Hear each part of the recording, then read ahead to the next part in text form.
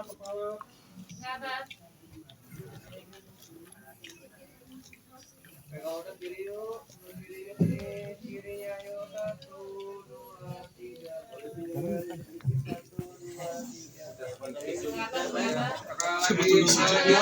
boleh kanan. Kanan dong kanan.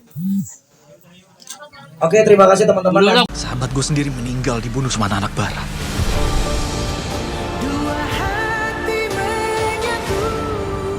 Kamu udah gak bisa begini lagi. Kamu udah nikah. Menjawab pertanyaan saya sendiri sih bahwa membuat film remaja tidak gampang. Bagaimana membuat film sesuai dengan generasi sekarang, itu yang harus saya capture di situ. Jadi kayak saya generasi zaman dulu, generasi tahun 90-an, terus membuat generasi Z sekarang gitu. Jadi akhirnya saya banyak bertanya dan bergaul dengan mereka-mereka ini sebenarnya. Mereka seperti hidup saya sebenarnya. Bagaimana sih kehidupan sekarang gitu, bagaimana sih pola didik zaman sekarang seperti itu. Dan tentunya semacam kayak parental toxic, apa semuanya terjadi di generasi Z gitu. Dan saya pengen memasukkan bahwa di film ini itu adalah gambaran nyata generasi sekarang kayak gitu. Jadi penonton remaja sekarang bisa relate, orang tua juga bisa merasakan kegelisahan anak-anak sekarang, bagaimana problematika, bagaimana sih cara komunikasi anak sekarang dengan anak dulu itu bedanya seperti apa, seperti itu. Jadi kalau ke konteks cerita semuanya, apa yang terjadi nanti mungkin Palestina ya bisa cerita ya, karena dari web dia gitu.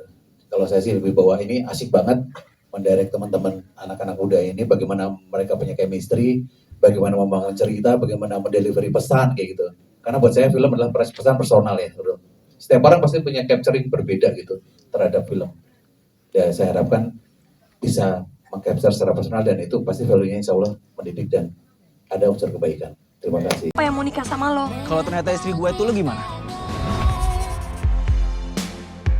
Nggak sangka ternyata aku harus nikah dengannya di umur 16 tahun.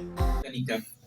Kita belum siap sebetulnya untuk menjalani pernikahan itu karena ada banyak hal-hal yang kita belum siap, apalagi punya anak. Tapi karena mereka udah nikah dan kita tidak mau kasih lihat moralnya itu orang bisa divorce dan lain sebagainya. Mereka harus menjadi dewasa secara cepat walaupun umurnya masih kecil. Itu yang moralnya. Moralnya jadi ketika mereka lihat ini, orang nggak bakal bilang, iya ayo kita semua nikah cepat. Mereka lihat ini kayak, oh ini susah ya ternyata. Apalagi cowoknya suka tawuran gitu kan. Jadi satu suka tawuran, satu yang baik-baik, udah nggak cocok, terus punya anak lagi. Jadinya kayak kita lagi kasih lihat orang bahwa, hey, nggak segampang itu loh untuk pernikahan dini. Walaupun sering dilakukan di luar gitu. Ya udah, tapi kita nggak sekamar ya. Emang kenapa kok sama? Takut apa? Takut hamil.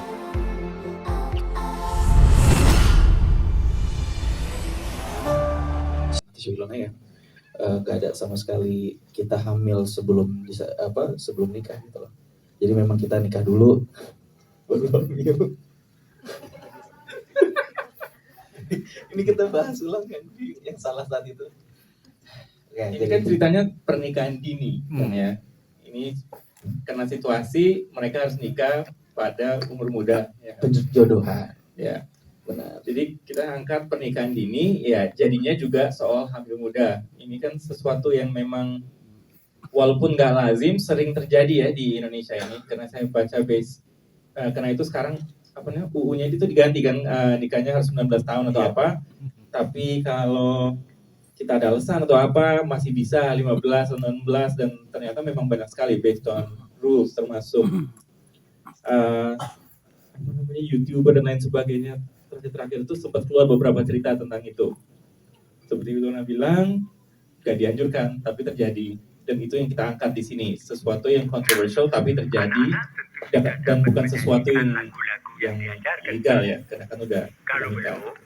Putar ulang saja kasetnya. Dan ada beberapa hal juga yang mungkin teman-teman untuk kawan-kawan yang mungkin menghadapi musibah seperti ada yang menganggap ini mungkin musibah dan ada mungkin yang menganggap ini adalah sebuah jalan juga dan hal yang tidak apa-apa. Apa itu? Yaitu sebuah wasiat orang tua yang mau nggak mau harus dijalankan atau tidak. Nah itu semua jawabannya ada di film Argantara. Dia gak pingin Akbar lebih kuat dari Baron. Sampai akhirnya di suatu balapan motor, gue bisa ngalahin Bara. Aska, sahabat gue sendiri meninggal dibunuh sama anak Bara. Arga terhadap Syara dan bagaimana Arga di film Argantara ini menyikapi perempuan. Di film Argantara ini sebenarnya Arga salah satu tokoh yang sebenarnya cukup romantis dan langsung to the point gitu loh. Kalau dari sudut pandang Alistair sendiri melihat Argantara ini sosok yang sangat kalau misalkan melankolis itu punya upgrade, ini upgrade 4.0-nya gitu. Gitu. Jadi agak lebih modernisasi gitu melankolisnya. Jadi bukan yang dengan beberapa kata-kata yang terlalu membesar-besar luas secara luas, tapi ini langsung to the point gitu. Kayak ada di trailer kita itu ada salah satu adegan yang Arga langsung ambil kiss ke pipi Syara gitu. Jadi langsung aja gitu loh. Dan begitulah bagaimana dan Arga ini salah satu tipikal orang yang tidak pernah memberitahu bagaimana dia sayang. Karena dengan dia tetap nyaman dan aman itu sudah sebuah kata gitu dari Arga. Dan tanpa ini juga salah satu film yang insya Allah bukan film yang patriarki lah gitu. Jadi di sini film yang juga sebenarnya kalau secara Ali memainkan film yang cukup menghargai sosok perempuan. Satu hal yang aku harus lakuin dulu untuk kita.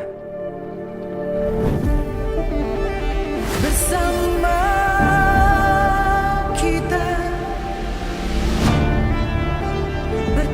Karakternya kebetulan mungkin sama seperti yang kayak di Little Mom di usia muda sudah punya anak, karena ini adalah karakter dari si pemainnya, bahwa setiap orang kan punya jalan hidup yang berbeda, dan kebetulan di dua peran yang aku mainkan mempunyai jalan hidup yang seperti itu.